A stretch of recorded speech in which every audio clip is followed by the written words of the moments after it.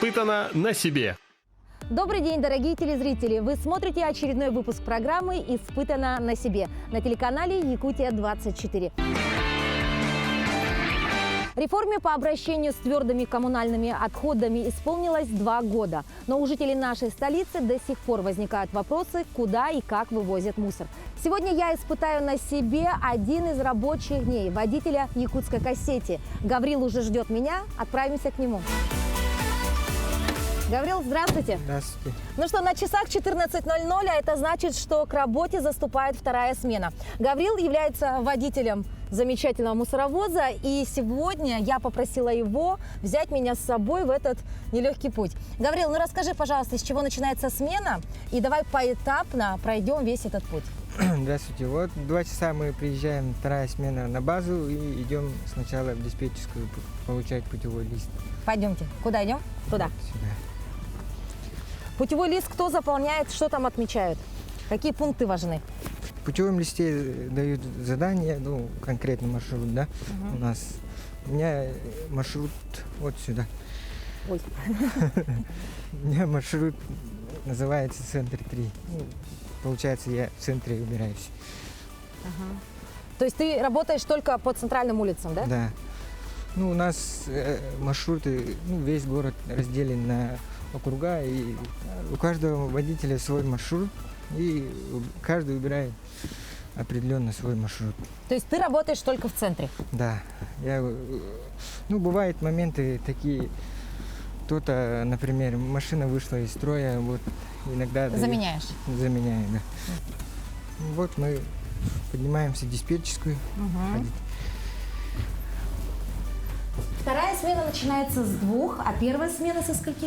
Первая смена начинается с 6 утра. 6 утра уже тут. В 6 утра на базу приезжают. Ну, то же самое. Все то же самое проходишь? Диспетчерскую проходим, получаем путевой лист.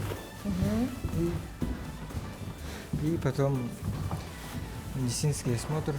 Медицинский осмотр, и потом уже выходишь на линию. Потом линейному механику. Мы на месте, да? Хорошо. Здравствуйте. Здравствуйте. Добрый день. Здравствуйте.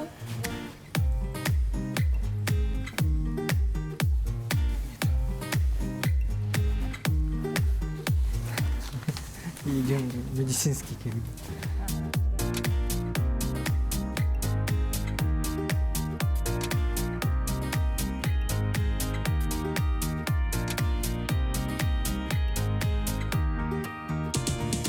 Гаврил, какие процедуры вы проходите здесь утром?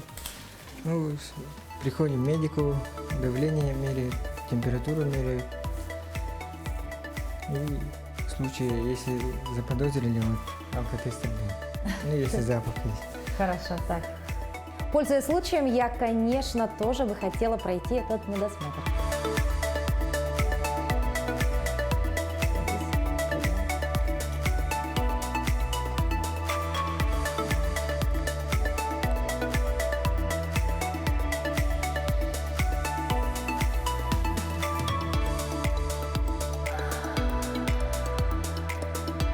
Сейчас я это...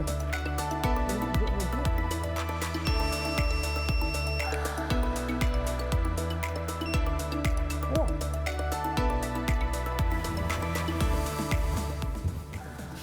Так, ну что, Гаврил, мы получили допуск, прошли медосмотр, а дальше что? Сейчас идем на линейного механика, Линейный механик. ну, который выпускает машину.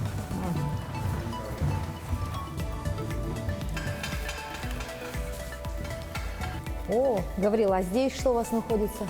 Ну, здесь зона РММ, машины ремонтируют. А, здесь производится весь ремонт. А, ну видно, да, здесь старые автомобили. И здесь находится именно тот человек, который выпускает Вот, вас, да? Ага, вот находится токарный цех здесь. И дальше идем вот непосредственно механик. В механику пойдем.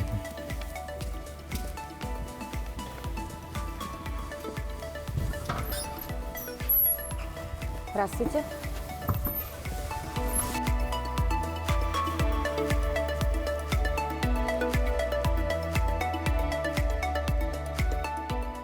Итак, дорогие друзья, мы прошли все испытания, так сказать, получили допуск, и уже сейчас мы выходим на линию. Гаврила, сколько в среднем вот эта процедура занимает перед сменой? Просто сейчас, конечно, мы все это так долго проходили, потому что нас двое, а обычно в среднем сколько минут? Ну, быстро, минут. Ну, все равно утром, когда приезжаешь, машину проверяешь, там все равно полчаса минимум уходит. Полчаса минимум проходите. Когда машина прогреется, ну, это все дела так где-то. Зимой, наверное, еще дольше, да? Да. Мгм. Ну и что, где наш автомобиль? Вот. наш Вот он. автомобиль. Так, ну поподробнее о нем, наверное, расскажешь уже внутри. Ага. Я даже представления не имею, как туда взобраться.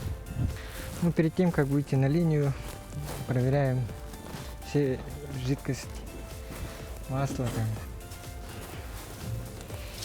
Что это такое? Это масло двигателя. Достаточно? Достаточно нормально.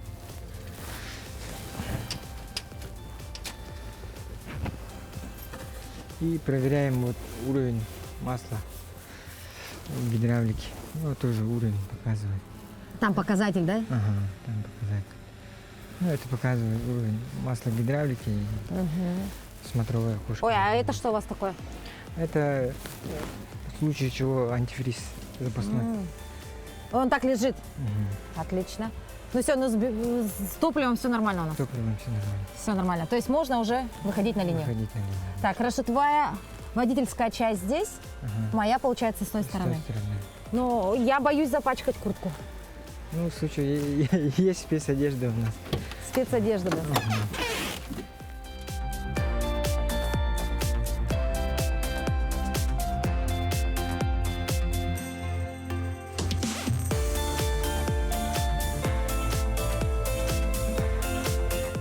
Ну все, мы готовы.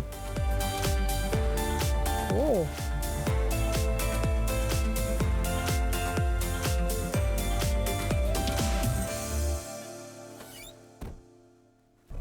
Поехали, да? ну что, Гаврил, в добрый путь.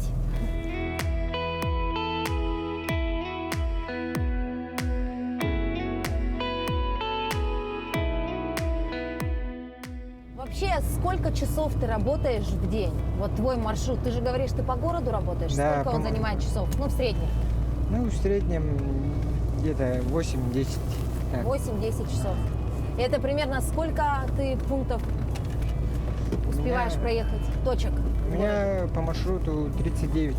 9 маршрутов. 39 39. санитарных точек.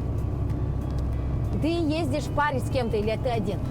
Да, паре с кем-то. У меня 2 помощника.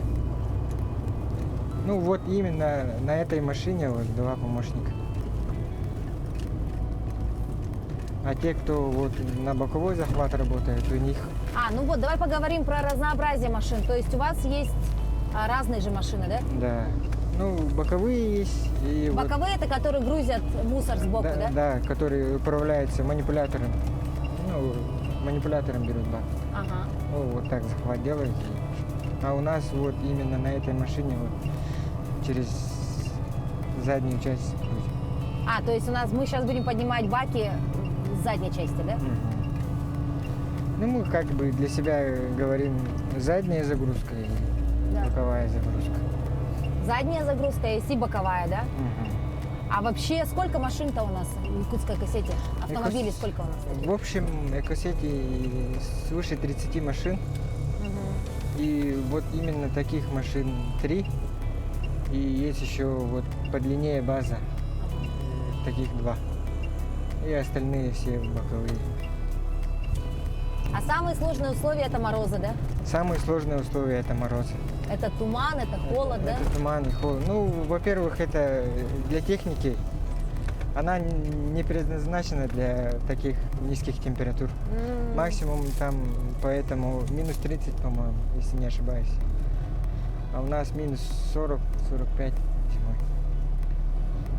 Вот там основные проблемы. Вот гидравлические шланги лопаются. Металл тоже. Когда грузим, металл лопается. Даже металл лопается. То есть, Гаврил, смотри, вот этот автомобиль, максимальное количество сюда загрузки каково объем? Объем, ну, считать по бакам где-то 80. 80 баков полных можно собрать, да? Можно В один рейс. в один рейс. И сколько рейсов примерно за день ты делаешь? За день я 2 рейса делаю. 2 рейса. 2 рейса. Мгм. То есть, и теперь давай уже на деле покажем, как весь вот этот рабочий процесс, как это все происходит. Но я знаю, что мне нужно еще что-то на руки, да? Да, И на перчатки голову. и каски я Пойдем. сейчас выдам. Перчатки и каска. Это чтобы на голову ничего не прилетело, да? Да, техника безопасности. Хорошо. Так.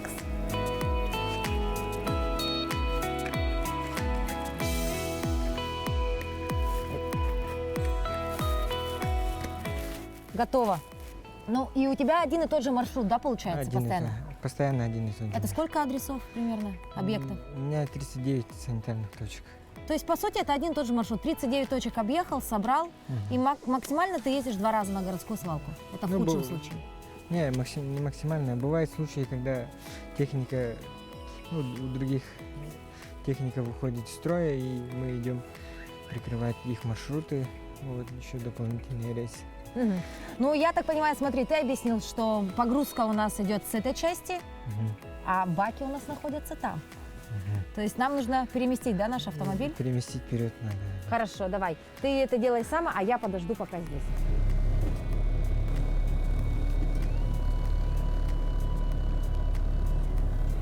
Вообще происходит процесс, что мы сейчас будем делать?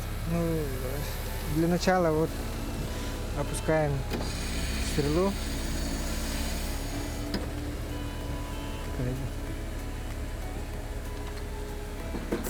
Ну, особенность этой машины, мы вот вручную двигаем баки.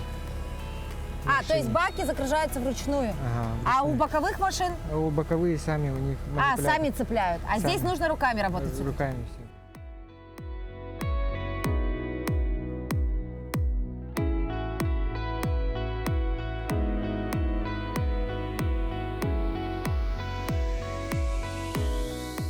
Не смогу? Давайте помогу. Давай на ровность вытащи. О! Труд облагораживает человека, товарищи. Ой, мамочки.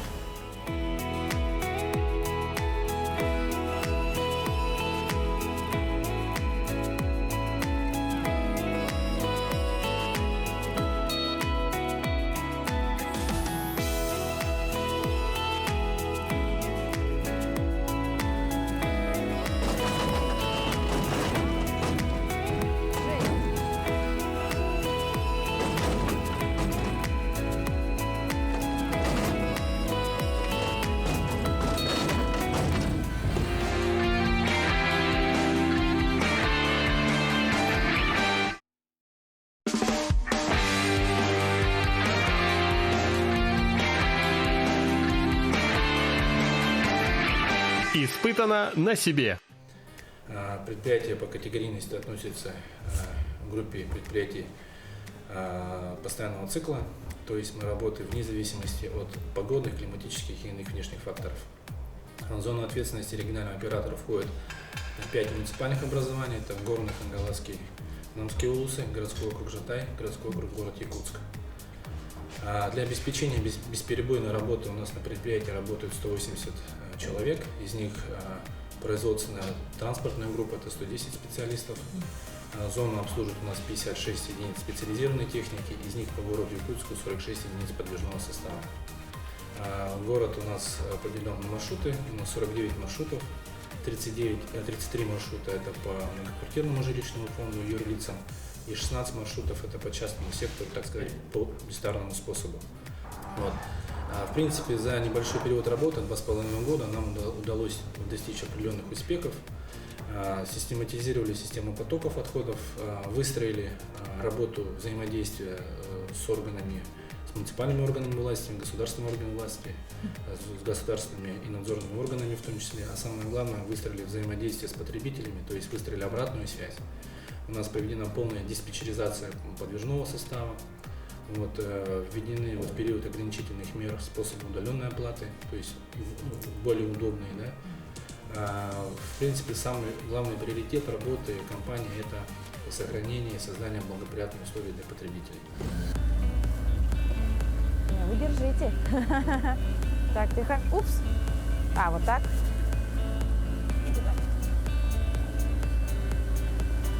О, жесть. Второй берете тогда. Еще один берем.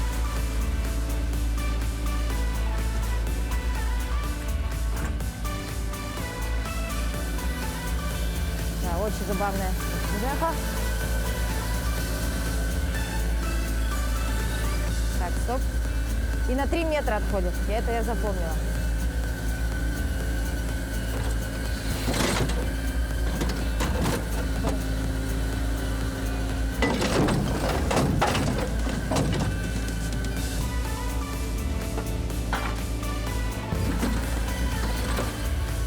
Дорогие друзья, по технике безопасности поднимать вот эти рычаги манипулятора, да, для того, чтобы поднять стрелу, я не имею права, но нажать кнопочку пресса я могу. Мы, значит, загрузили уже туда мусор, и для того, чтобы его сжать, я нажимаю кнопочку цикл. И цикл пошел. Вот прямо сейчас, дорогие телезрители, вы видите, как прессуется мусор. А в баке мусоровоза все это делается для того, чтобы можно было как можно больше утрамбовать мусора непосредственно в самом баке. Иногда бывает такое, что недобросовестные жители нашей столицы выбрасывают свой мусор не в мусорный бак.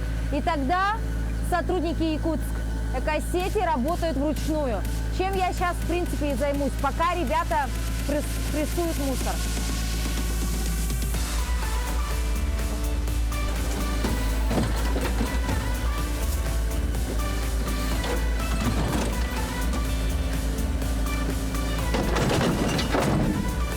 Гаврил, скажи, пожалуйста, а бывают же такие случаи, когда автомобили, ну, жители, допустим, этого дома мешают подъехать к бакам. Что вы делаете в этом случае?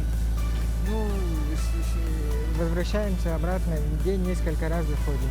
И если нету, фиксируем на фотокамеру и отправляем начальству. Ну, то есть вы все равно должны вернуться несколько раз, Да. но если там все равно нет возможности, то тогда вы оставляете этот мусор, да? оставляем. То есть, дорогие друзья, будьте, пожалуйста, внимательнее, не оставляйте свои автомобили, потому что тем самым вы лишаете возможности сотрудников Якутской экосети подъехать и забрать тот самый мусор, который вам же потом и мешает. Ну что, мы очистили все баки мусорные, но у нас есть еще следующий момент. Это бумага и коробки, которые лежат вот рядом с нами. Опять же, по причине того, что автомобили стали и мешают нам подъехать туда, мы будем это переносить все вручную. Но мы не боимся, мы слаженная команда, сейчас все быстро сделаем.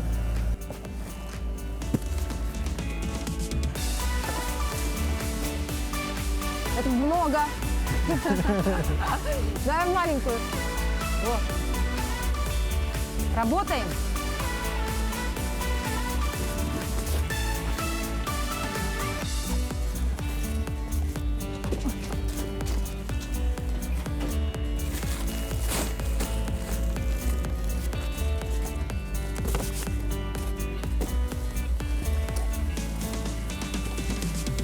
Давай побольше. Ну что ты мне по одной коробке даешь? Это тяжело. Нет, она же легкая.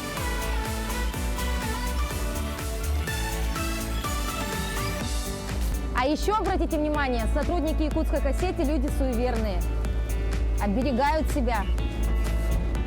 Ну что, Гаврил, мы собрали весь мусор с этого объекта, дальше что делаем? Дальше едем на городской полигон. Городской полигон. Поехали.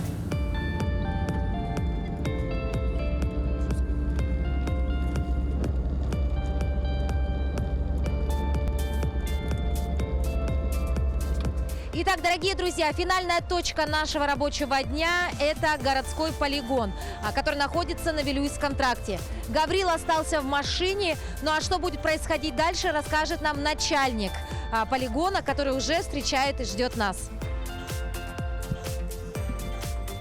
Здравствуйте. Здравствуйте. Расскажите, пожалуйста, вот прибыла наша машина, за нами уже такая большая очередь. Что сейчас будет происходить и каков процесс приемки вообще автомобилей? Сейчас машина оригинального оператора заедет на весы, остановится, и из кабины выйдут все, кроме водителя, соответственно, и будет производиться взвешивание транспортного средства, откуда мы узнаем общий вес вместе с грузом, соответственно, с отходами данного транспортного средства. Вообще, есть ли какие-то ограничения? Бывает ли перевес или недовес? То есть вы пропускаете все машины или определенные нормативы есть? Нет, мы пропускаем все транспортные средства, соответственно, весы взвешивают до 40 тонн.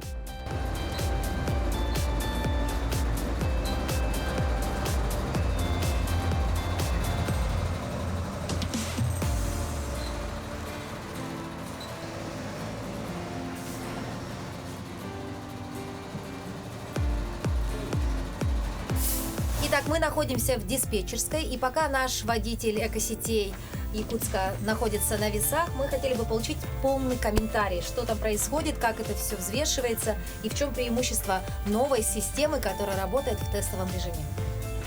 Итак, машина оригинального оператора заехала, соответственно, мы видим на мониторе вес данного транспортного средства, и он составляет у нас 14 тонн 360 килограмм. Преимущество данных весов, соответственно, в чем раньше мы замеряли только кубажом, и мы не могли четко понимать, сколько было завезено объема груза. Соответственно, вес раньше мог быть очень маленьким и составлять очень большой вес. А на данный период времени мы видим четко и понимаем, сколько было завезено тоннажа на городской полигон.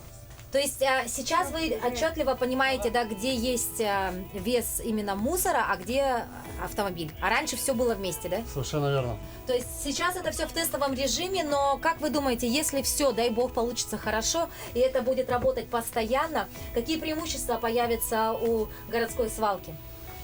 Соответственно, мы будем понимать, сколько было завезено, и будем, соответственно, также город Якутск будет понимать, сколько кубажа завозит, точнее тоннажа, извиняюсь, завозит оригинальный оператор.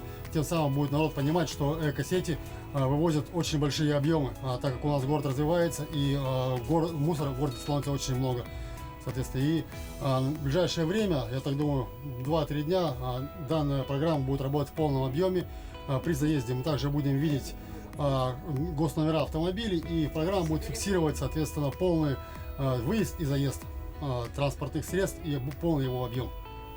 А по временному промежутку как-то изменится это позволит принимать больше машин или, в принципе, по времени вы все успеваете? Соответственно, сейчас городской полигон принимает более 100 транспортных средств за сутки, соответственно, это оригинального оператора. Соответственно, через весы, если когда программа будет работать в полном объеме, то скорость заезда на городской полигон увеличится в множество крат. Мы находимся в здании нового КПП, который совсем скоро ведется в эксплуатацию. Что позволит вам привлечь, возможно, в это помещение, либо усовершенствовать? Соответственно, в это помещении будет, мы видим, будут сразу транспортные средства, заезжающие на городской полигон. Соответственно, старое здание уже у нас устарело и не дает полного объема для улучшения качества нашей работы. В данном помещении, где мы сейчас находимся, это будет находиться операторская, где будет перенесено все оборудование и усовершенствована совершенно работа наших жилкомсервиса Илюрского горполигона. Так, уважаемые горожане, вы часто обращаетесь и говорите, что, соответственно, город дымит, пахнет, свалка горит. Вот хотел бы вам показать песок, который, соответственно, мы постоянно сюда завозим, для того, чтобы в нашем городе не было дымов, пожаров. В случае пожара, либо какого-то возникновения дымов, мы сразу предпринимаем меры для того, чтобы этого не было в нашем городе. Постоянно завозится большим объемом песок. Сейчас здесь находится около 1000 кубов. В ближайшие дни мы еще завезем 2000 кубов. Надеюсь, в нашем городе больше дымов и запахов не будет.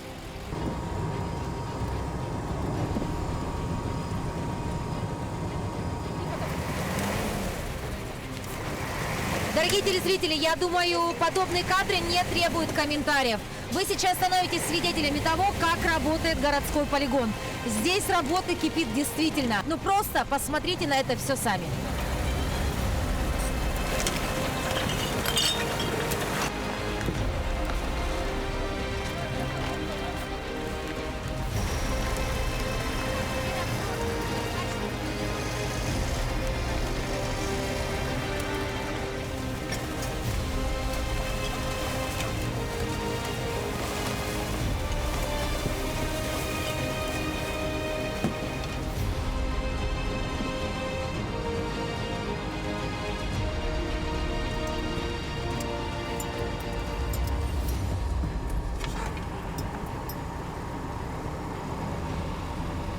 Дорогие друзья, позади меня происходит выгрузка нашего автомобиля. Мы находимся на городском полигоне. Действительно, масштабы, они поражают. И сегодня я испытала на себе весь этот труд людей, которые работают во благо всего нашего города. Вы только вдумайтесь, 220 тонн мусора в сутки. Это огромные показатели. Давайте бережем наш город и нашу республику. Начните каждый с себя.